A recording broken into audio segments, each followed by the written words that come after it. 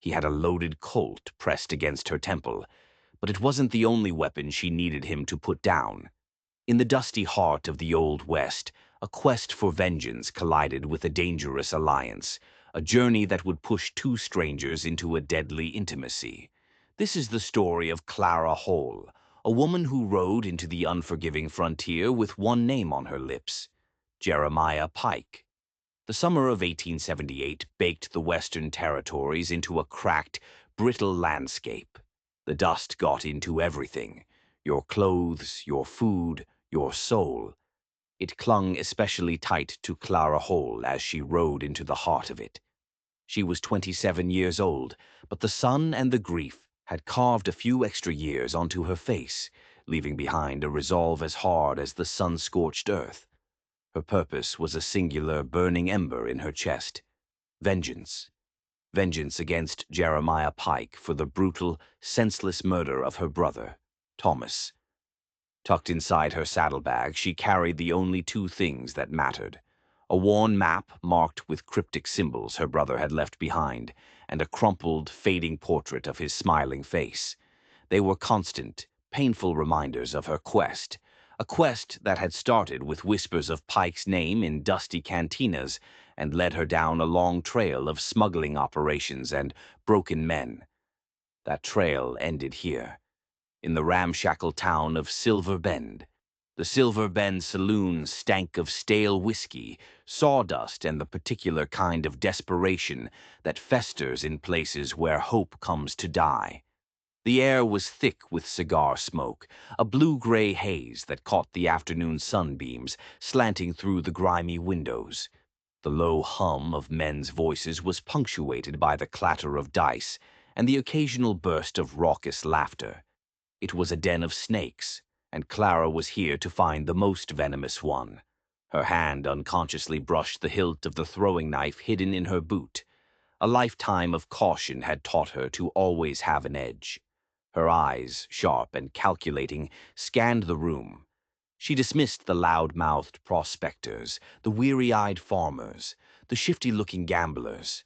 Then her gaze settled on him. He was leaning against the far end of the bar, his back to the wall, a glass of amber liquid held loosely in one hand.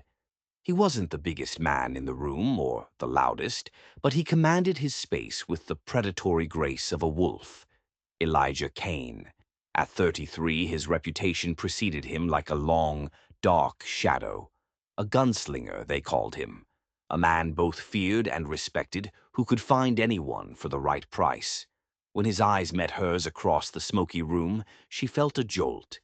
They held an unsettling mix of easy charm and cold, hard danger. There was a knowing glint in them, a look that suggested he saw far more than she intended to reveal. And that was a problem. Clara took a breath and moved, her steps deliberate, her expression a carefully constructed mask of neutrality.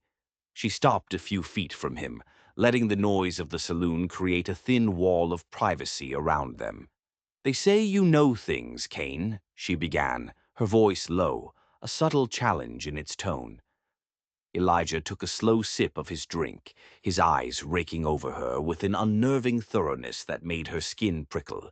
A faint, almost imperceptible smirk touched his lips. It wasn't a friendly smile. "Depends on what they're saying and what things you're after, lady." His voice was a gravelly rumble, laced with a detached amusement that set her teeth on edge. "Some things are best left unknown." Clara didn't have time for games. "Jeremiah Pike," she said, the name like a stone in her mouth. She cut right to the chase, her eyes never leaving his. "I'm told you have a way of finding men who prefer to stay lost." A soft chuckle escaped him, a sound that held no real humor. It was the sound of a man who had seen the worst of the world and found it mildly entertaining. "Pike," he mused, swirling the whiskey in his glass. "He's a rat, even for this part of the world. And finding rats usually means getting your hands dirty. What's your interest in him, darling? He owe you money? Deal you a bad hand of poker?" His eyes narrowed, testing her, probing for a weakness. Clara's jaw tightened. She knew revealing too much would be a mistake. A woman alone in this world was either a target or a threat, and she'd learned long ago which one was safer to be. "Let's just say he has something of mine," she said, her voice dropping, becoming as hard as the desert floor. "Something he can't give back." Her hand instinctively tightened on the concealed knife. She was a woman raised among caravanners and saloon keepers, adept at using both charm and cunning. But she knew with a man like Elijah Kane, only sharp edges would do. He saw the flicker in her eyes, the subtle shift in her posture from cautious to dangerous. The smirk vanished, replaced by a flicker of genuine interest. "Ah," he said softly, "a debt of blood. Those are the ones that stick." He pushed away from the bar then, his boots silent on the dusty floorboards. He began to circle her slowly, his presence filling the space between them, making the air feel thick and heavy. He moved with a coiled energy, like a predator sizing up its prey. "Pike's a hard man to pin down," he said, his voice a low murmur. "Moves like smoke, leaves nothing but ash, but he's always chasing something. Gold, mostly, or a score that'll make him richer than a king." This was her opening, her gamble. "I have information," Clara offered, meeting his circling gaze directly. "Clues, a map, things that could lead to more than just Pike's hideout." She let the words hang in the air, a deliberate bait. Things that could lead to his treasure, if the rumors are true. It was a risk, offering up her only advantage, but she couldn't do this alone. She needed his expertise, his knowledge of the treacherous territories and the even more treacherous men who inhabited them. She needed his gun.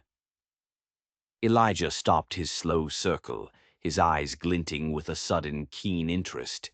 "A map, you say?" he repeated, tasting the words. "Pike's gold?" He paused, his gaze intensifying, as if he were looking right through her, weighing her story, her resolve, her very soul. "And you? A lone woman with a map and a grudge against a man like Pike." He took a step closer, the space between them shrinking, until she could feel the heat radiating from his body. "That's either foolish or incredibly brave. Or both." His voice dropped to a near whisper, a conspiratorial rumble that was for her alone. "I've been tracking some of Pike's old debts, too. Loose ends from a job that went sour a while back. The whispers. They talk about a stash. Something big he's been hoarding for years." He ran a hand over his chin, a calculating look in his eyes that made her uneasy. "You've got the clues. I've got the lay of the land, and the acquaintances needed to navigate it." He let that word hang in the air. "We could be a mutually beneficial arrangement." Clara regarded him, her suspicion warring with the stark realization that he was right. He was dangerous, unpredictable, a wolf she was inviting into her hunt. But he was also her best and perhaps only chance. "Convenience, then," she stated, a bitter edge to her voice. She would not let him think this was anything more. Nothing more. "Convenience, darling," Elijah echoed, a hint of his dangerous humor returning. His eyes crinkled at the corners. "The only currency that truly matters out here." He extended a hand not for a handshake, but in an open gesture for her to lead the way. "Show me your map, Clara Hole," he said, her name sounding strange and unfamiliar on his lips. "Let's see what kind of trouble Pike's managed to get himself into this time." The uneasy alliance was forged in the smoky dimness of the saloon, a pact born of necessity and shadowed by a deep mutual distrust. But as Clara turned to lead him out of the saloon, she couldn't shake a chilling thought. She had come here looking for a guide to help her hunt a monster. She had the terrible feeling she had just hired another one. The map wasn't for gold. Clara laid it out on the rickety table in her rented room, the parchment dry and brittle beneath her fingers. The symbols weren't markers for a buried chest. They were coded notations, charting the movement of something far more valuable than gold in this parched land. Water rights, deeds to parcels of land with hidden springs and underground rivers, a fortune that could control the entire territory. And next to one of the most prominent symbols, a stylized drawing of a lone peak, was a name. Not Pike's, not her brother's.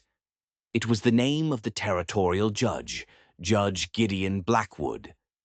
Elijah leaned over the map, his shadow falling across the cryptic markings. He traced a line with his finger, his touch surprisingly gentle. "This ain't a treasure map," he said, his voice low. It wasn't a question. "This is blackmail." Clara's blood ran cold. "What do you mean?" "Judge Blackwood," Elijah tapped the name. "He's the law in these parts. Clean as a whistle, they say. But if Pike has proof the judge is secretly buying up all the water rights, he owns him. He owns the law." A new, more sinister layer of her brother's death settled over her. Thomas hadn't just stumbled upon a smuggling route. He had stumbled upon a conspiracy that reached the highest levels of power in the territory. He wasn't just murdered. He was silenced. "So Pike isn't just a bandit," Clara whispered, the full weight of it hitting her. "He's building an empire. And this map," Elijah said, his eyes locking with hers, "is the key to tearing it all down. Or," he added, a dangerous glint in his eye, "taking it for ourselves." The unspoken offer hung between them, thick and tempting. He was testing her again, pushing at the edges of her grief, her morality. "I want Pike," Clara said, her voice firm, leaving no room for negotiation. "I want him to pay for what he did to Thomas. The rest is just dirt and paper." Elijah watched her for a long moment, his expression unreadable. Then he gave a slow nod, a flicker of something that might have been respect in his eyes. "All right, Clara Hole," he said. "Vengeance it is. But you need to understand something. Hunting a man like Pike, a man who holds the law in his pocket. We won't just be outlaws. We'll be ghosts. No one can know we're coming." The pact had changed. This was no longer a simple bounty hunt. It was a war against a hidden king, and they were the only two soldiers in the army.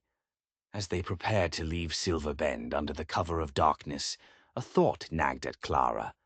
Elijah had recognized the map's true purpose instantly. He knew about Judge Blackwood. He knew what it all meant. He wasn't just a gunslinger for hire. He knew far too much. And as they rode out into the vast, enveloping blackness of the desert, Clara gripped the reins of her horse, her knuckles white. She was riding alongside a man who was a mystery, into a fight she was only just beginning to understand. The most dangerous part of her journey wasn't the man she was hunting.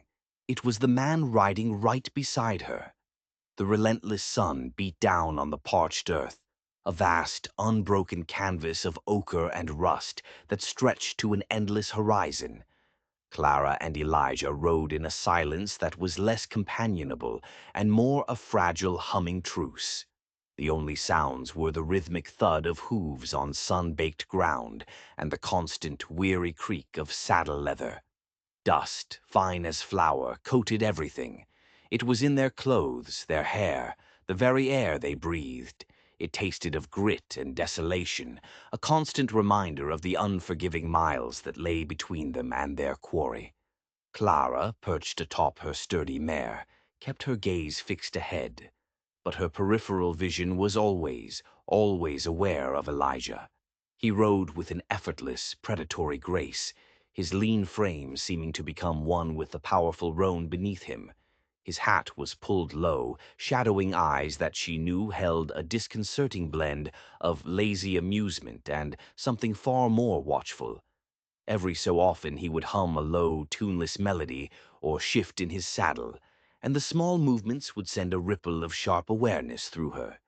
She was a woman who had learned to read the subtle language of the West.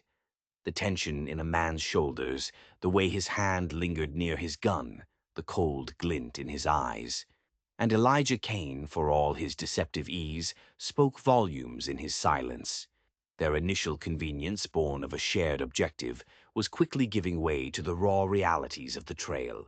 Water was scarce, rest was fleeting, and the constant threat of bandits, thirst, or a sudden, violent sandstorm hung heavy in the stifling air.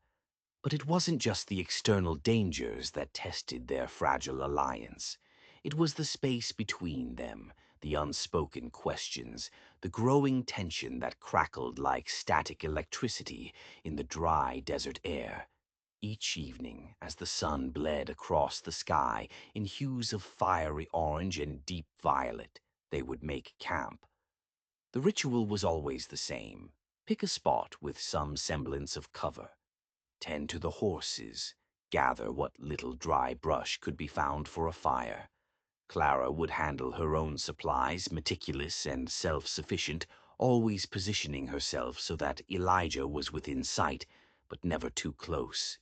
The small fire, a meager defense against the vast encroaching darkness, would cast dancing shadows that distorted features, making familiar lines seem sharp and dangerous. One night, as Clara sharpened her favorite throwing knife by the flickering light, the steel whispering against the stone, Elijah finally broke the silence. "You got a knack for those blades, Hall," he said, his voice a low rumble across the small space. "Seen you handle them like they're extensions of your own hand." Clara didn't look up, her movements precise, practiced. "Learned early that a sharp edge can cut through more than just rope." A low chuckle escaped Elijah, a sound that was both warm and unsettling. "Indeed, a good blade like a good lie can get you out of a heap of trouble, or into it." He paused, and she could feel his eyes on her, a weight that prickled the back of her neck. "Pike's a snake, Clara. You go at him with just a knife, you'll be one more notch on his belt." She finally met his gaze, her eyes like chips of flint in the firelight. "I'm not going at him with just a knife, Kane. I'm going at him with everything I've got." She let a beat pass. "And I've got more than you know." Her voice was low, steady, a clear challenge. Elijah merely smiled, a slow, predatory curve of his lips. "Oh, I reckon you do. That's why I'm here, ain't it? To make sure that everything you've got doesn't get you buried in some nameless grave." He leaned back on his elbows, gazing up at the impossibly vast, star-dusted sky. "This land," he mused, "it eats the weak, and it's got a particular appetite for those who seek vengeance without a clear head." Clara felt a familiar surge of anger, a defensive bristle at his condescension, but she bit it back. He was trying to provoke her, testing her resolve, her control. She knew it, and yet a part of her resented the truth in his words. The attraction was an unwanted, inconvenient distraction, a constant, humming undercurrent that made her hyper-aware of his every move, every subtle shift in his tone. His confidence bordered on arrogance, yet there was something undeniably compelling about it. His dangerous humor was a double-edged sword, cutting away at her defenses even as it warned her of the man behind the smile. The nights were the hardest. The vast silence of the desert pressed in, broken only by the crackle of the fire, the distant howl of a coyote, or the soft rustle of canvas. Clara would lie awake, listening to the steady sound of Elijah's breathing from his own bedroll a few feet away.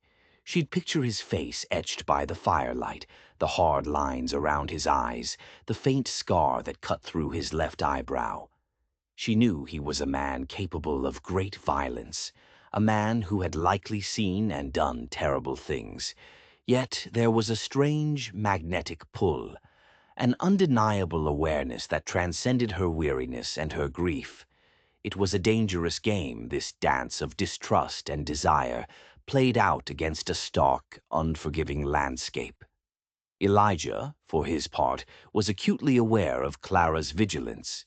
He found a perverse amusement in her constant watchfulness, a testament to her intelligence and survival instincts. He knew she was weighing him, measuring his intentions, and the knowledge only sharpened his own interest. He saw the fire in her, the deep-seated resolve that mirrored his own, albeit for different reasons. He would often catch her looking at him, a flicker of something unreadable in her eyes, before she quickly averted her gaze. He liked that she was a challenge, a woman who wouldn't crumble or swoon, and he enjoyed pushing her limits, seeing how far he could go before her carefully constructed walls began to show cracks. "You ever wonder what's on the other side of that mountain range?" Elijah asked one morning, pointing to a jagged line of peaks shrouded in the early mist. His voice was casual, but his eyes held a glint of something deeper. Green valleys, maybe, water as clear as glass, or just more dust stretching on forever. Clara glanced at the distant mountains, then back at him, her expression shuttered. "I don't wonder, Kane. I focus on what's in front of me, and right now what's in front of me is Pike, and the fastest way to get to him." "Ah, vengeance," Elijah mused, a sardonic twist to his lips. "A powerful fuel. Burns hot, burns fast, but it leaves nothing but ash if you're not careful." "I'm careful," she retorted, her voice sharper than she intended. "I've always been careful." "Careful doesn't win the day against men like Pike," he countered, his gaze unwavering, pinning her in place. "Ruthless does. And sometimes a little recklessness."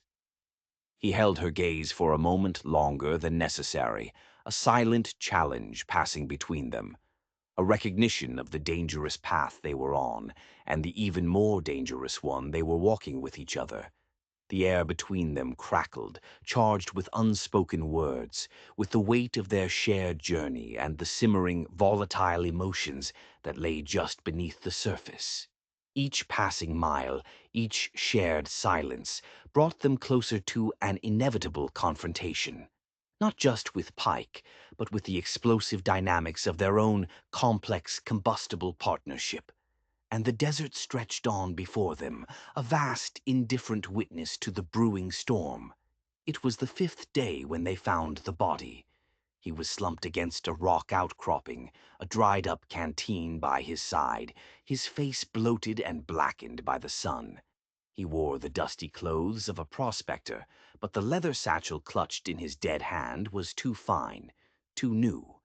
Elijah dismounted, his movements economical, his hand never straying far from the Colt at his hip. He knelt beside the body, his eyes scanning the surrounding area for tracks, for any sign of a struggle. "Not thirst," Elijah said, his voice flat. "No tracks but his own." He walked a long way. He pried the satchel from the dead man's fingers. Inside was a single, folded piece of paper. He unfolded it, and his body went still. "What is it?" Clara asked, reining in her horse.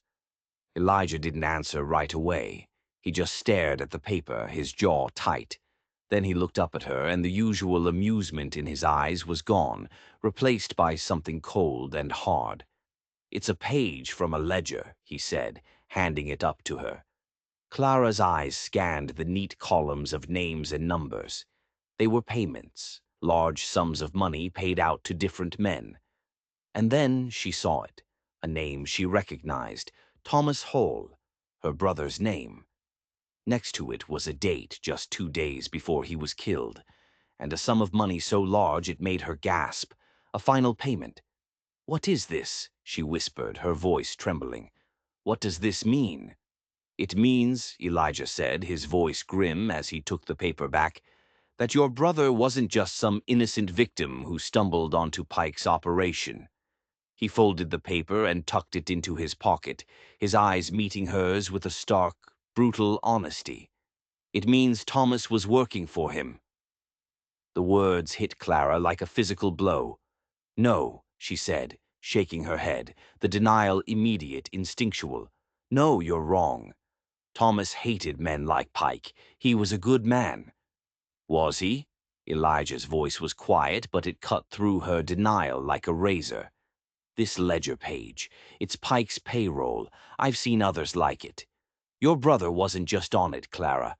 He was getting paid more than any of Pike's top men. He let the silence hang in the air, letting the horrific implications sink in. The world she had built around her brother's memory, the entire foundation of her quest for vengeance, began to crack. Why? She finally managed to ask, the word a ragged whisper. Why would he do that? Money, Elijah said simply. Power. Maybe he thought he could play both sides. Maybe he got in too deep and couldn't get out. With Pike, the reasons don't matter. Once you're in his pocket, there's only one way out. He gestured to the dead man slumped against the rock. And this is what happens to the couriers who carry his secrets. Clara stared at the corpse, then back at the endless empty desert. Her grief, once a sharp, clean flame of righteous anger, was now a confusing, sickening smoke. She had been hunting the man who murdered her brother. But what if her brother wasn't the man she thought he was? What if the saint she was avenging was actually a sinner? The entire purpose of her journey had just been twisted into a cruel, unrecognizable shape. She felt a coldness spread through her that had nothing to do with the desert night that was beginning to fall. She looked at Elijah, at the hard set of his jaw, the grim certainty in his eyes. He had delivered this devastating news with a detached, clinical precision. No pity, no comfort. And a new terrifying question began to form in her mind. How did he know so much about Pike's payroll? How did he recognize the ledger page so quickly? She had hired him to help her find the truth. But what if his truth and her truth were two very different things? What if he was leading her not toward justice, but toward a lie of his own making? The body at her feet was a warning, a message from Pike. But as she looked at the impassive face of the man she was riding with, she realized the dead man might not be the only messenger in the desert, and the story he was telling her might be the most dangerous secret of all. For 2 days they rode in a silence that was heavier and more suffocating than ever before. The revelation about her brother had poisoned the air between them. Clara was adrift in a sea of confusion and betrayal, questioning everything she thought she knew. Thomas, her kind, gentle Thomas, a paid man in Pike's crew? It felt impossible. A lie. And yet the ledger page was undeniable. Elijah, for his part, offered no comfort. He remained distant, watchful, his thoughts hidden behind that infuriatingly calm exterior. He treated the discovery as a simple fact of their journey, another obstacle to be navigated. But Clara saw the way his eyes scanned the horizon now, a new tension in the set of his shoulders. He was expecting something, or someone. They came at dawn, 5 riders appearing like phantoms out of the shimmering heat haze on the horizon. They weren't ragtag bandits. They moved with a disciplined purpose, fanning out as they approached, their rifles held ready. "Pike's men," Elijah said, his voice a low growl. He didn't seem surprised. He seemed resigned. He reined in his roan, his hand dropping to the butt of his colt. "Get behind me, Clara." Clara's hand went for her own gun. "I can fight. This ain't your fight," he said, his eyes never leaving the approaching riders. "Not yet." The men circled them, their horses kicking up plumes of dust. The leader, a man with a scarred face and cold, dead eyes, stopped a dozen yards away. "Kane," the man spat, his voice like grinding rocks. "Pike's been asking about you. Wonders why one of his best paymasters went and disappeared." Paymaster. The word hit Clara with the force of a bullet. Her head snapped toward Elijah. His face was a stone mask, but she could see a flicker of something in his eyes. He hadn't just seen Pike's ledgers before. He had written them. "I retired, Jed," Elijah called back, his voice calm, conversational, as if he were talking to an old friend over a drink. "Decided I didn't like the company anymore." "Pike don't like loose ends," Jed sneered, "and he don't like people poking around his business, especially when they're traveling with a pretty little thing like that." His dead eyes landed on Clara. a leering look that made her skin crawl. "She the reason you got brave? She worth dying for?" Clara felt a white-hot rage surge through her. This wasn't just a random attack. This was about Elijah. He hadn't been honest with her from the beginning. He wasn't just a gunslinger who knew things. He was part of it, part of Pike's whole rotten empire. He had been one of them. The pieces clicked into place with horrifying speed. His knowledge of the map, his recognition of the ledger, his uncanny ability to track Pike's movements. He hadn't been tracking Pike. He had been running from him, and he had dragged her right into the middle of his war. "Let the girl go, Jed," Elijah said, his voice losing its easy tone, dropping into a deadly register. "Her business with Pike is her own. Your business is with me." Jed laughed, a harsh, ugly sound. "That ain't the way it works, Kane. Pike wants you both. He wants to know what she told you, what the brother told her before he got what was coming to him." The world tilted on its axis. What the brother told her. They knew. They knew who she was. This wasn't an ambush. It was a message, and she was part of it. "What did my brother tell me?" Clara heard herself ask, her voice strangely distant. Jed's grin widened, a cruel slash in his scarred face. "He told you where the real prize is, didn't he? Not the water rights, not the blackmail, the silver." Clara stared at him, uncomprehending. "Your brother found it," Jed continued, enjoying her confusion. "Pike's private little silver mine. The one that funds this whole operation. The one nobody's supposed to know about. He tried to cut a deal for himself, sell the location to the government. Pike couldn't have that." It was another lie, another twist in the story that was her life. Thomas hadn't been a simple bagman. He had been a traitor trying to play an even bigger game, and he had lost. "Enough talk," Jed said, raising his rifle. "Pike wants you brought in. Warm or cold, don't matter to me." In that split second, Clara understood. Elijah hadn't been leading her to Pike for her vengeance. He had been using her map, to get to the silver mine for himself. He was no better than Pike. He was just another vulture circling the same corpse. The trust she had tentatively, foolishly placed in him shattered into a million pieces. But before Jed could fire, before Clara could even process the full depth of the betrayal, Elijah moved. It wasn't the fast, flashy draw of a saloon showman. It was a blur of pure economical violence. His Colt was in his hand, barking once, twice. The two riders closest to Jed crumpled from their saddles. Jed's shot went wide, and then the world exploded in gunfire and screaming horses. Elijah spurred his horse, charging not away, but directly at the remaining riders, his gun spitting fire. He wasn't running, he was attacking. And in the chaos, Clara saw her chance. This wasn't her fight, he'd said. Maybe he was right. While the riders were focused on the whirlwind of death that was Elijah Kane, she wheeled her mare around and dug her heels in, hard. She wasn't running from Pike's men, she was running from him. The desert swallowed her. Clara rode hard, pushing her mare to its limit, not daring to look back. The sounds of the gunfight faded behind her, replaced by the pounding of hooves and the frantic beating of her own heart. She didn't know where she was going, only that she had to get away. Away from Pike, away from the lies, and, most of all, away from Elijah Kane. He was a liar, a manipulator, a paymaster for the very man who had ordered her brother's death. Every word he'd spoken to her was a lie, a carefully crafted piece of a larger deception. He had used her grief, her quest, her map, all for his own selfish gain. The silver mine. That's what this had always been about. The fury and betrayal burned hotter than the desert sun. She rode for hours until her horse was lathered and stumbling, until the sun was a merciless white disk directly overhead.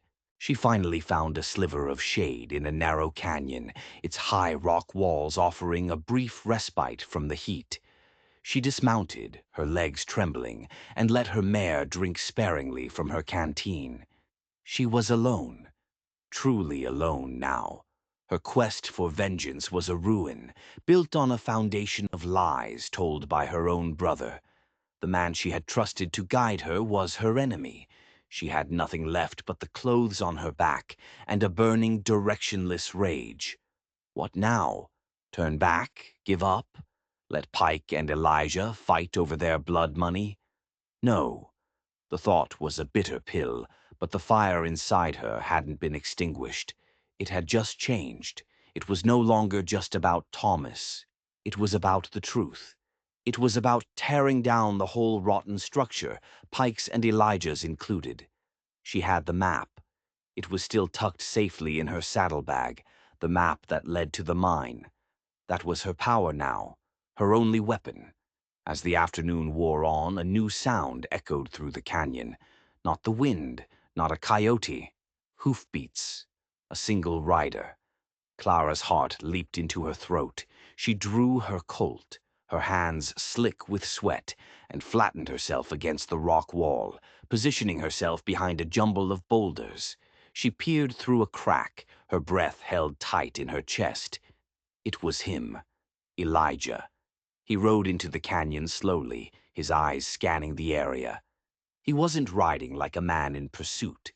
He was riding like a man who knew exactly where he was going.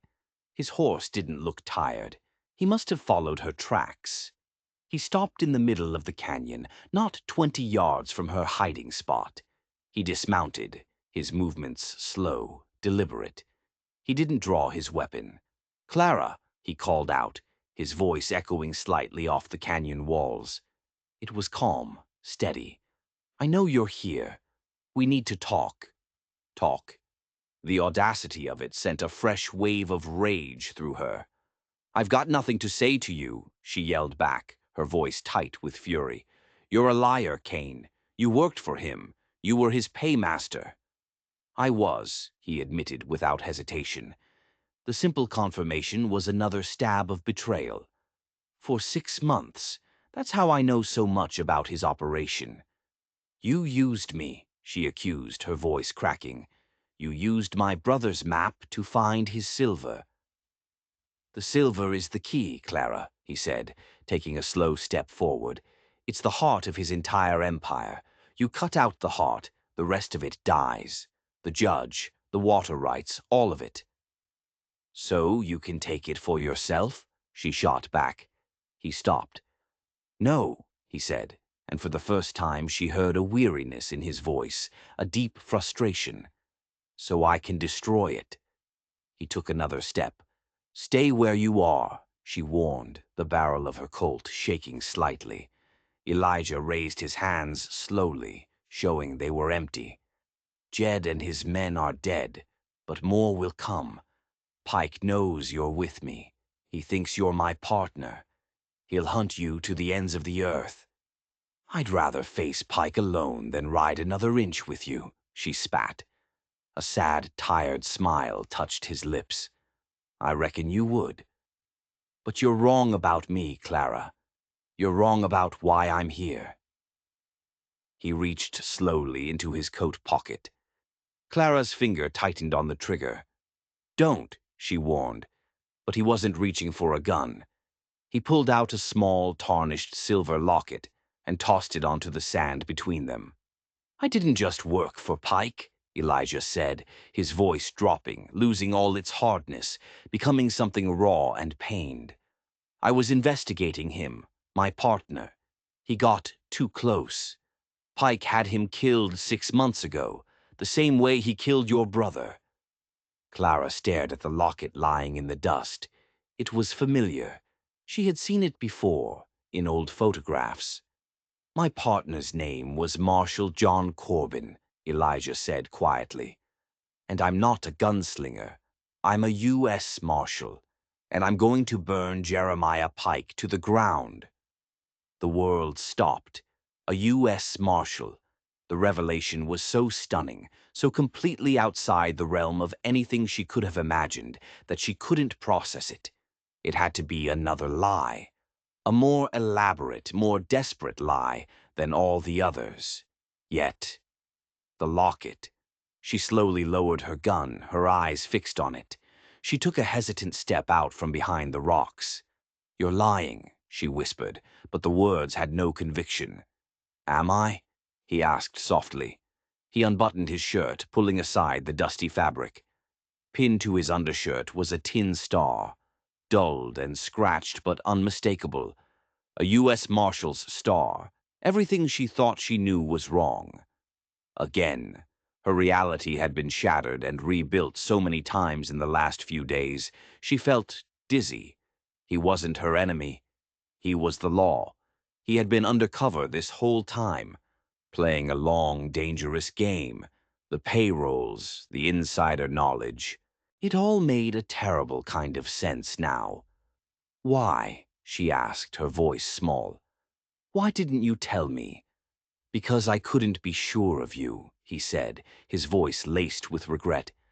"I didn't know what Thomas had told you. I didn't know if you were a part of his play for the mine. I had to see where your loyalties were. I had to be sure." He took a step closer, his eyes pleading with her to understand. "Pike has ears everywhere. One wrong word and we're both dead. I couldn't risk it. Not until I was sure you wanted what I want." "And what's that?" she asked, her gaze lifting from the star to his face. "Justice," he said simply. "Real justice. Not just for my partner. Not just for your brother.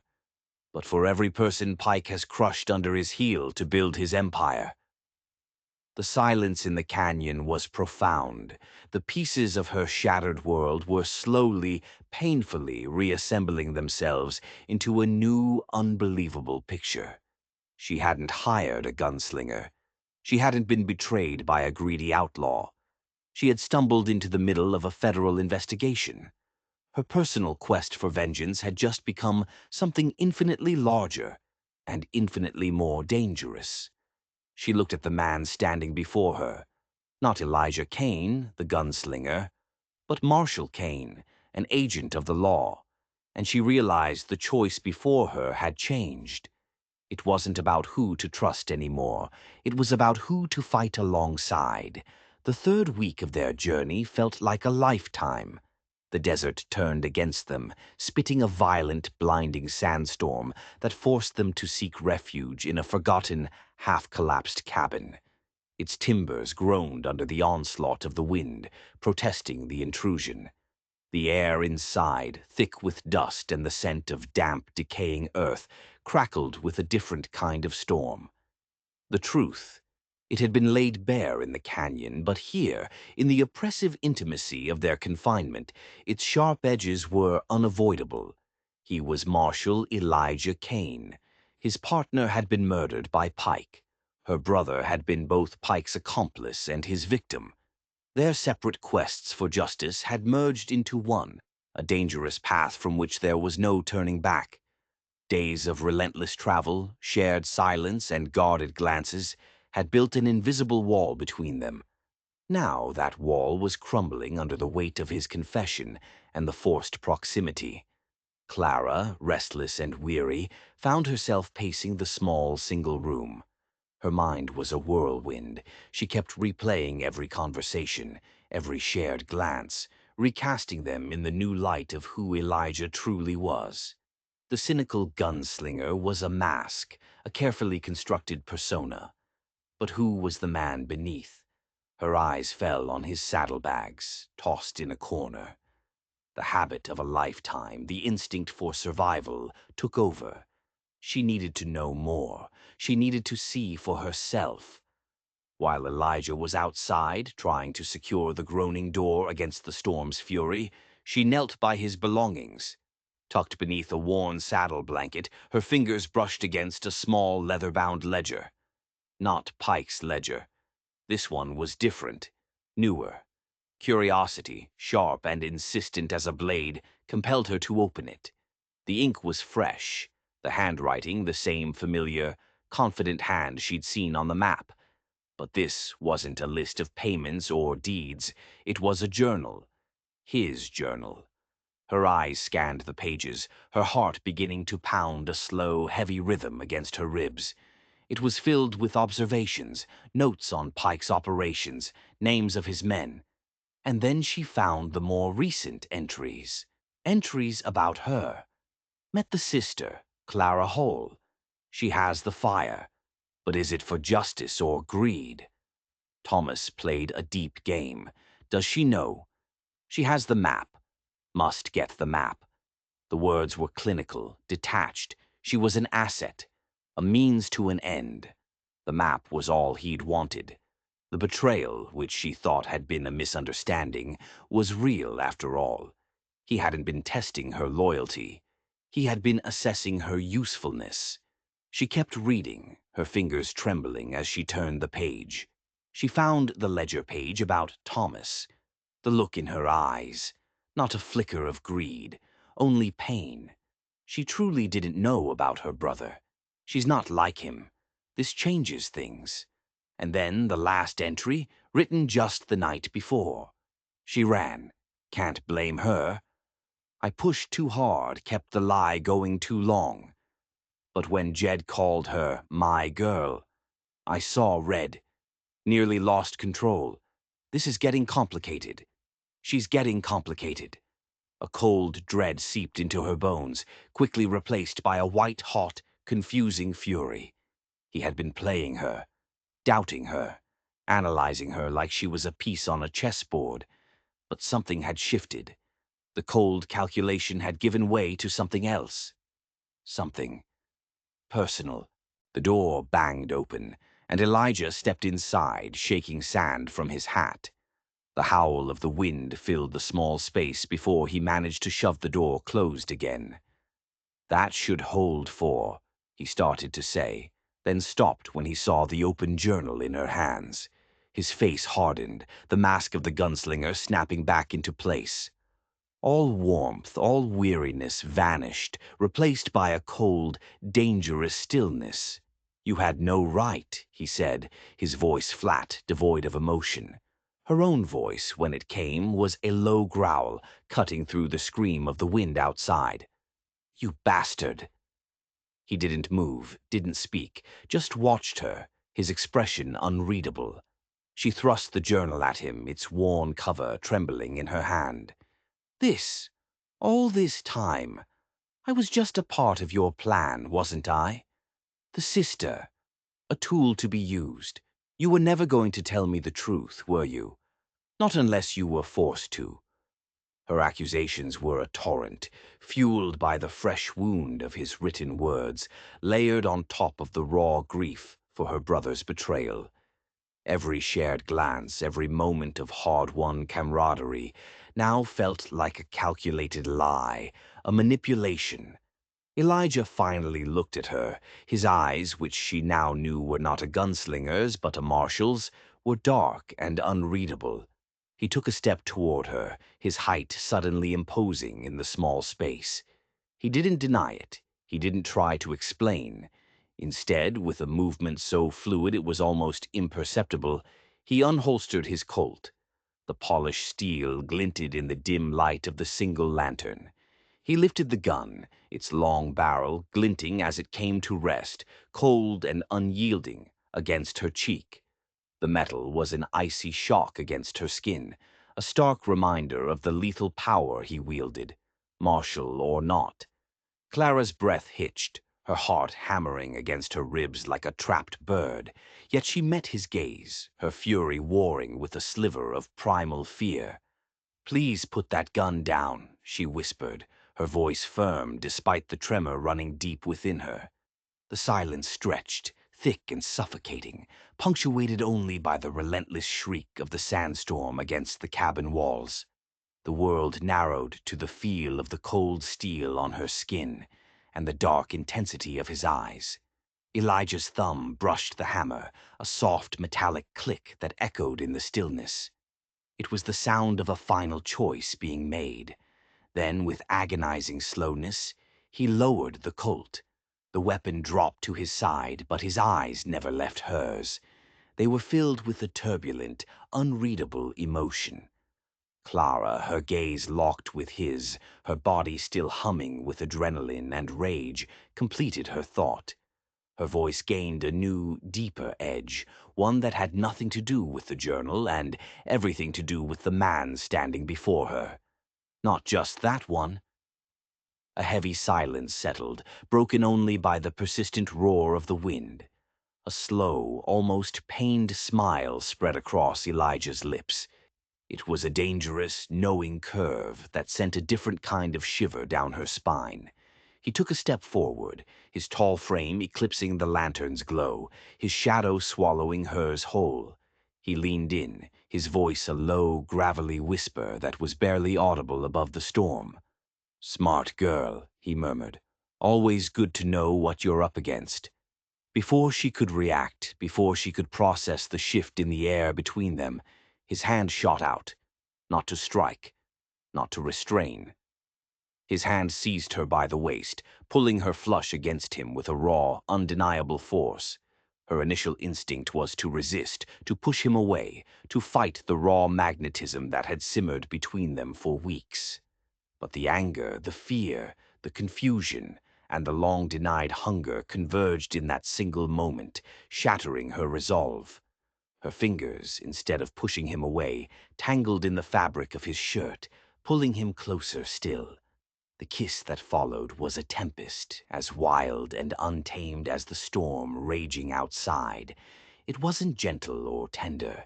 It was a battle of wills, a clash of desire and defiance, a desperate mutual surrender to the undeniable current that had pulled them toward this precipice from the moment they met. Her lips parted, meeting his with a desperate urgency, a raw, untamed passion that consumed every thought, every lingering doubt, every betrayal. The hard lines of his body pressed against hers, a potent reminder of the danger and the thrill she now irrevocably craved. The world outside, the storm, the vengeance, the lies, all of it faded. It became nothing more than a distant roar as their shared breath mingled, hot and ragged in the dusty air. In that moment, the last barriers between them, the lies, the suspicions, the star on his chest, and the grief in hers, all of it crumbled, dissolving into the swirling dust and the intoxicating, terrifying rush of their embrace. When the fury of both storms, inside and out, finally subsided, leaving behind a profound, almost unnerving quiet, a new pact was forged in the aftermath. The cabin was still, the air heavy with unspoken words and the lingering scent of their desperate surrender. Elijah, his voice rough with an emotion she couldn't name, finally told her the whole truth. He hadn't just been investigating Pike. He had been one of Pike's prisoners. 6 months ago, he said, his eyes serious, devoid of their usual mockery. Pike caught my partner, John. He didn't kill him, not right away. He kept him, tortured him for information. I let Pike's men capture me, pretended to be a gun for hire, to get inside, to get John out. He looked away, his jaw tight with a pain that was still raw. I was too late. I found him, but it was too late. I became his paymaster to get access to his books, to find the proof I needed to bring down not just Pike, but Judge Blackwood, the whole operation. He had been a prisoner playing the part of a jailer. He hadn't been using her. He had been desperate. I want to see Pike fall as much as you do, Clara, he said, his gaze returning to hers, intense and sincere. Maybe even more. For the first time since their paths had crossed, Clara saw past the gunslinger, past the marshal, and saw the man. A man haunted by failure and driven by a fierce, unwavering loyalty. And for the first time, against every instinct of self-preservation she had cultivated over a lifetime of hardship, she chose to believe him. The fragile alliance forged in necessity had shattered, only to reform into something far more complex, dangerous, and irrevocably intertwined. They were no longer just partners. They were survivors. And their war was just beginning. The sun, a relentless forge in the vast, unforgiving sky, beat down upon the dusty roads of Tres Cruces. Days had bled into one another since the storm had raged around the isolated cabin. Days that had solidified the pact between Clara Hole and Marshal Elijah Kane into something far deeper than an unspoken understanding. It was a shared resolve, tempered in a crucible of lies and a desperate, passionate truth. They rode into the ramshackle settlement with the practiced nonchalance of seasoned drifters. But beneath their calm exteriors, a meticulous plan was taking shape, honed through hours of hushed conversations and shared glances that spoke volumes. This was Pike's stronghold, the heart of his operation, and they were here to cut it out. Tres Cruces was a typical frontier town on the surface. A main street flanked by a general store, a saloon, a livery, and a few scattered residences, all baked to a brittle crisp under the relentless Arizona sun. But this town ran on Pike's money. The sheriff was in his pocket, the saloon owner was his eye and ears, and half the men leaning against the dusty storefronts were on his payroll. It was here, amidst the anonymity of transient lives and whispered rumors, that Jeremiah Pike ruled as an untouchable king. Clara and Elijah moved with a synchronized purpose. They didn't speak of trust explicitly anymore. It was woven into the way Elijah covered her flank as she scouted the saloon, the way Clara intuitively understood his silent signals when they observed Pike's usual haunts. Their plan was simple in its audacity, but relied on precise timing and Pike's predictable, monstrous arrogance.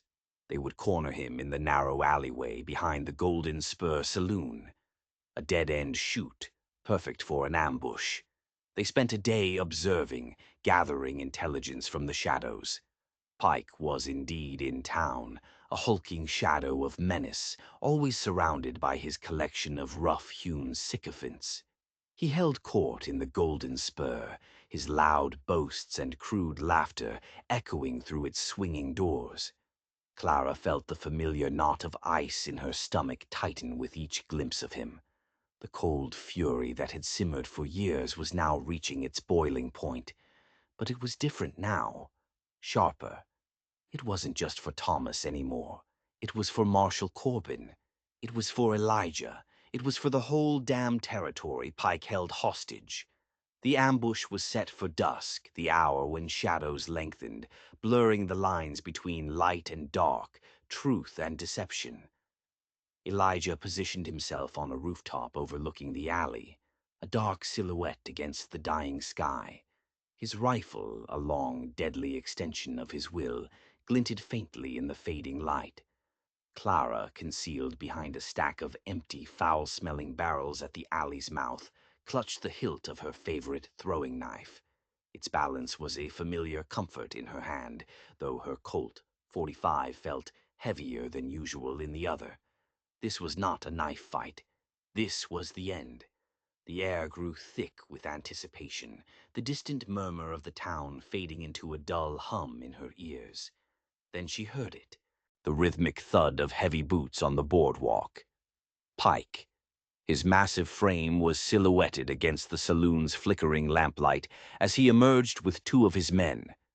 They were heading for the alley, likely for a clandestine exchange or simply a shortcut to his lodgings. He walked with the swagger of a man who believed himself a god, untouchable and immortal. Clara's heart hammered against her ribs, a drumbeat of vengeance counting down the final seconds. She took a slow, steadying breath, the scent of dust and stale beer filling her nostrils. This was it. As Pike and his men stepped into the narrow confines of the alley, a sudden, sharp whistle cut through the evening air. Elijah's signal. Before Pike could even register the sound, a shot rang out from the rooftop, precise and swift. It wasn't aimed at Pike. It was aimed at the lantern hanging above the alley entrance. The glass shattered, plunging the narrow space into near-total darkness, broken only by the faint light spilling from the saloon's back door. Confusion. That was the first weapon. What in the hell? Pike bellowed, his men drawing their weapons, their eyes trying to pierce the sudden gloom. Looking for someone, Pike. Clara's voice, low and laced with a deadly calm, sliced through the chaos. She stepped out from behind the barrels, a phantom moving in the shadows, her Colt raised, the barrel a faint line of gray in the dark. Pike's eyes, wide with surprise, fixed on the sound of her voice, trying to make out her form. "You," he growled, a dawning recognition in his tone. "The girl, Thomas's sister." His voice trailed off as he finally saw the raw, unyielding fury in her silhouette. He recognized the look of a true predator, and for the first time, perhaps in his entire miserable life, he felt a flicker of genuine fear. He raised his own gun, firing blindly into the darkness where she stood. The shot went wide, the muzzle flash momentarily illuminating his snarling face. Before he could fire again, a second shot barked from Elijah's rifle on the rooftop, then a third. Not wild shots. Each one was a sentence. One of Pike's men grunted and fell. The other screamed, clutching a shattered shoulder. Pike was alone. He staggered back, disoriented, his gaze still locked on Clara's shadowy form. "For Thomas," Clara whispered, her voice barely audible, yet filled with the weight of years of pain and longing. Her finger tightened on the trigger. The dry crack of her Colt, .45, echoed like a thunderclap in the confined space, sharp and final. The bullet found its mark, clean and true. Jeremiah Pike stumbled backward, his eyes widening in disbelief. A gurgling sound escaped his throat as he clutched at his chest, his big gun clattering uselessly to the filthy ground. He collapsed heavily against the grimy brick wall, sliding slowly down, leaving a dark smear in his wake. His last breath was a rattling gasp that dissipated into the cooling evening air. Silence descended, absolute and profound. Clara stood over him, her chest heaving, the gun still pointed, the smell of gunpowder sharp in her nostrils. She watched the last flicker of life leave his eyes. A grim, unyielding satisfaction washed over her. The weight of years, the crushing burden of grief, and the gnawing hunger for retribution, finally lifted. It wasn't the catharsis she might have imagined. It was colder, cleaner. It was resolution. It was done. Thomas was avenged. Elijah descended from the rooftop like a wraith, his rifle now slung casually over his shoulder. He stopped beside her, his gaze sweeping over the scene, then resting on Clara's face. He said nothing. He simply reached out and gently took the heavy Colt from her trembling hand. He offered a small, almost imperceptible nod. It was enough. But as they turned to leave, a voice crackled from the far end of the alley, where the wounded man was trying to crawl away. "You think this is over?" the man choked out, spitting blood. Pike wasn't the head of the snake. He was just the fangs. Elijah and Clara froze, turning back toward him. "The judge," the man gasped, a bloody grin spreading across his face. "Judge Blackwood. He's already in motion. He knows Pike is weak. He's on his way to the mine now. To take it all. He's got 30 men with him." The victory turned to ash in Clara's mouth. They hadn't cut the head off the snake. They had just made it angry, and now it was coming for them.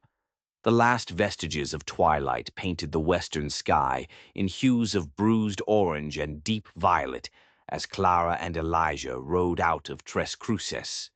They didn't gallop, didn't flee in haste. They rode with a grim, urgent purpose, their horses' hooves kicking up soft clouds of dust that shimmered in the fading light. Pike was dead, but his death wasn't an end.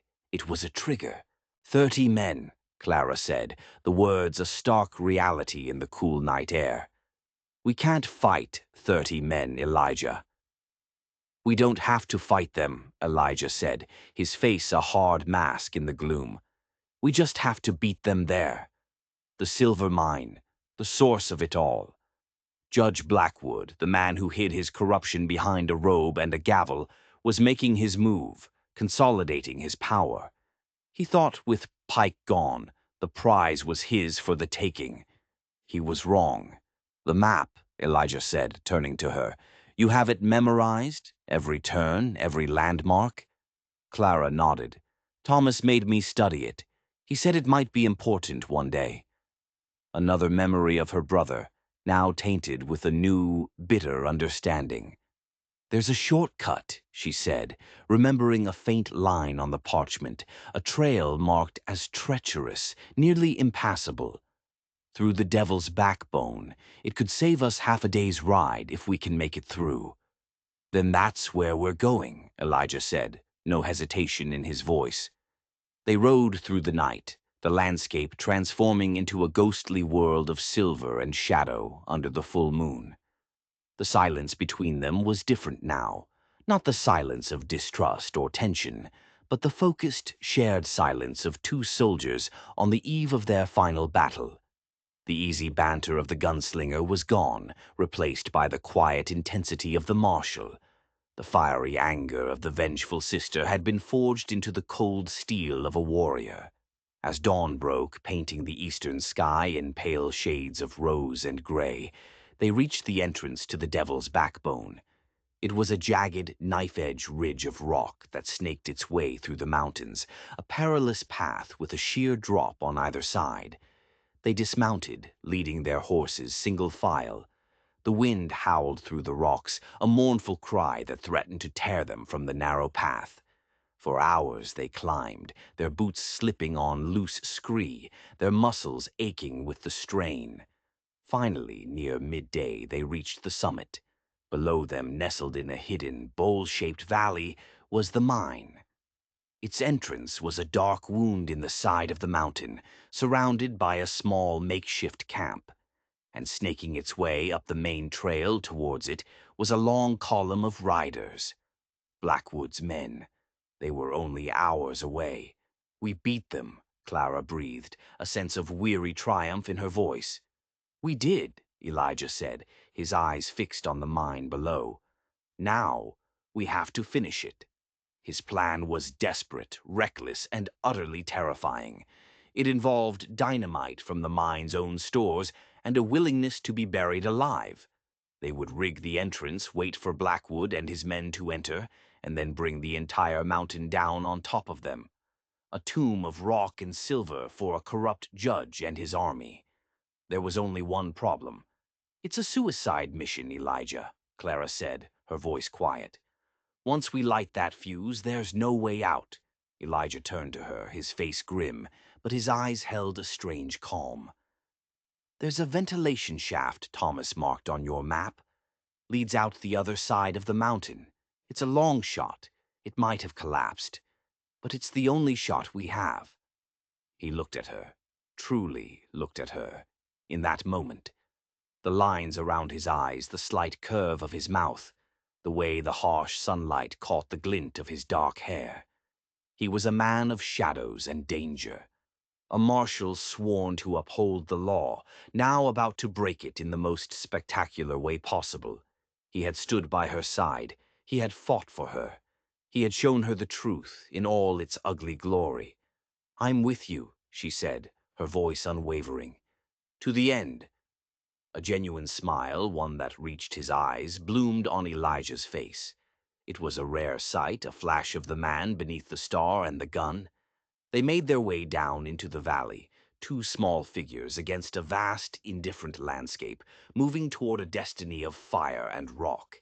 She had sought justice for one man and found it, but in the tangled, often brutal tapestry of the frontier, the path to justice was rarely straight. Sometimes it wound through dusty trails and the dry crack of gunfire, and sometimes it led you to the heart of a mountain, where against all odds you prepared to die alongside a dangerous man you had finally, completely learned to trust. The dusty trails of the Old West often reveal not just the paths taken, but the souls forged within their unforgiving landscape. Clara's relentless pursuit, fueled by grief and a fierce sense of justice, makes us ponder, at what cost does vengeance truly come? And in a world where law is often a whisper against the roar of a six-shooter, how do we truly define what is right, or even what is survival? We've journeyed through raw courage, calculated risks, and the deep shadows of the human heart in a land where every sunrise brought new peril. But what are your thoughts on the choices made in such a world? Do you believe justice was served, or did Clara and Elijah become the very thing they were fighting against? Share your insights and theories in the comments below. And if this journey through the untamed frontier has captivated your imagination, don't forget to like this video and subscribe for more tales from the desolate West.